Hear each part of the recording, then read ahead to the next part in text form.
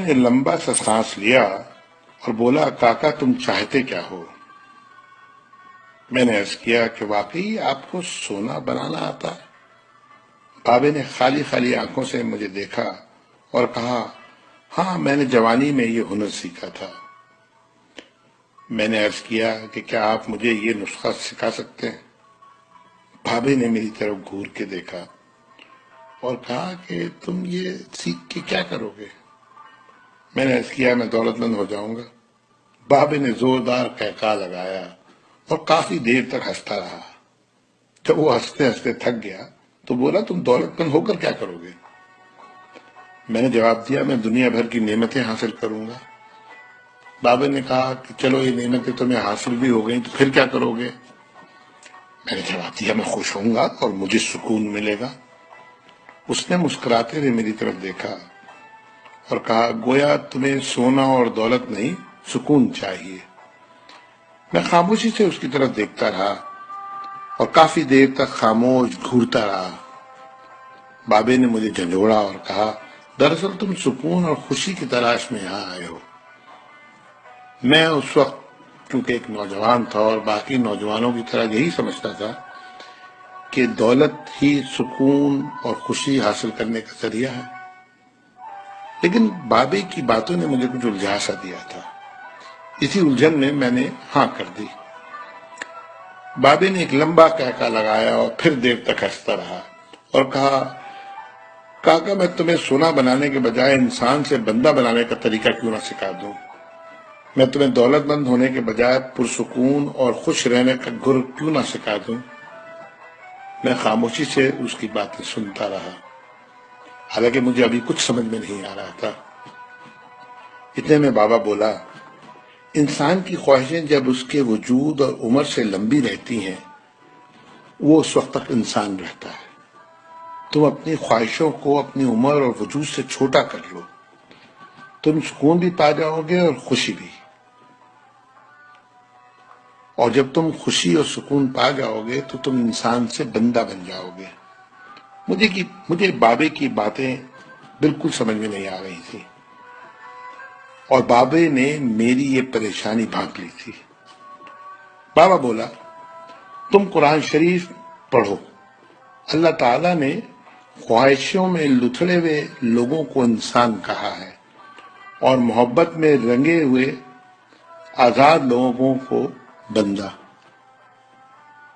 دنیا میں کتنے انسان آئے اور بہت دولت کمائی، بڑی عمارتیں بنائی، کیا وہ سب ساتھ لے گئے تھے؟ کیا سب وہ خوش تھے؟ تم بھی کیا خوش ہو؟ پھر بابا خود ہی بولا، نہیں، جب تک تم تانبے سے سونا بنانے کے چکر میں اور خپ میں مبتلا رہو گے اس وقت تک خوشی سے دور بھاگتے رہو گے اور بھٹکتے رہو گے۔